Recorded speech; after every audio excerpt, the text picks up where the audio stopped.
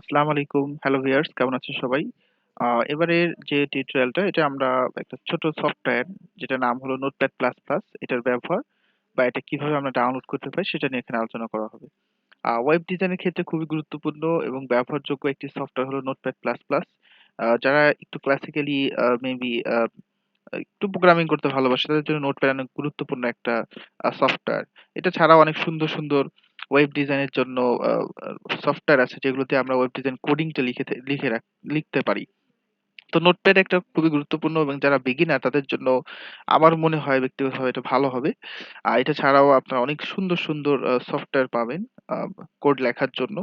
তো আমি নোটপ্যাড নিয়ে কিভাবে আমরা কাজ করতে পারি সেটা একটু আলোচনা করি। নোটপ্যাড প্লাস প্লাস ডাউনলোড করার জন্য সরাসরি গুগল থেকে আপনি লিখে সার্চ করতে পারেন নোটপ্যাড প্লাস প্লাস। আমি যদি এখানে নোটপ্যাড প্লাস প্লাস লিখে সার্চ করি তাহলে আমি শুরুতেই নোটপ্যাড প্লাস প্লাস ডাউনলোডের অপশন পেয়ে যাব। তো আমি এখানে ডাউনলোডে ক্লিক করলাম। তা আমি এখানে অনেক ভার্সন পাবো। এখান থেকে সবথেকে লেটেস্ট ভার্সনটা সবার উপরে থাকবে।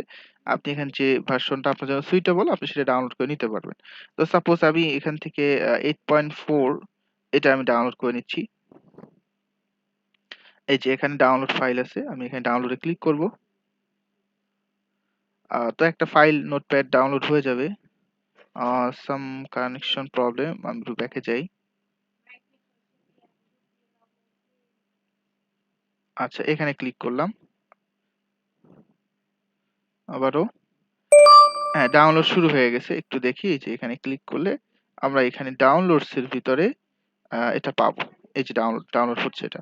ডাউনলোড হয়ে যাওয়ার পরে এটাকে আপনাকে অবশ্যই ইনস্টল করতে হবে। ডাউনলোড হতে মেক্সিমাম ১ থেকে ২ মিনিট সময় লাগবে। ইন্টারনেট স্পিড আরো ভালো হলে আরো শর্ট টাইমে ডাউনলোড হওয়া পসিবল।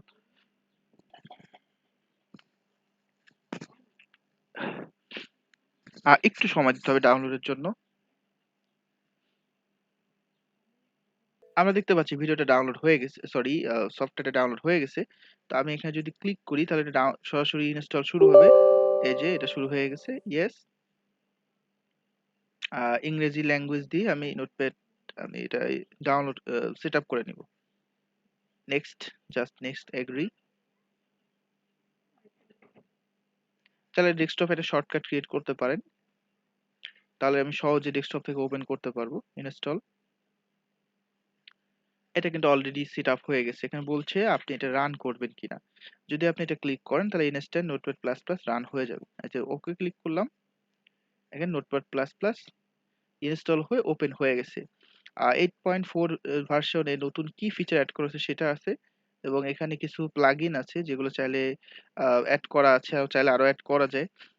তো আমরা এখন চাইলে নতুন, নতুন ফাইল ক্রিয়েট করে বা আমাদের ওয়েব ডিজাইন HTML, CSS বা জাভাস্ক্রিপ্ট এরকম কোনো ফাইল থাকলে আমরা এখান থেকে ওপেন করে কাজ করতে পারবো। চাইলে নিউ ফাইলে নিউ দিয়ে আমি নতুন করে নিতে পারবো যে নিউ আপনি তৈরি করে নিতে পারবেন। ল্যাঙ্গুয়েজ থেকে চয়েস করে নিতে পারবেন আপনি কোন ল্যাঙ্গুয়েজ অনুযায়ী কাজ করবেন। যেমন HTML হলে এখানে HTML চয়েস করে নিতে পারি।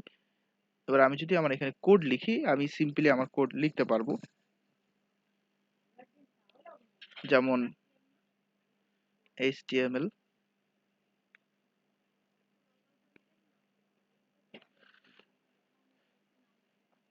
আশা করি বুঝতে পারছেন সবাই নোটপ্যাডের বেসিক ইউজ।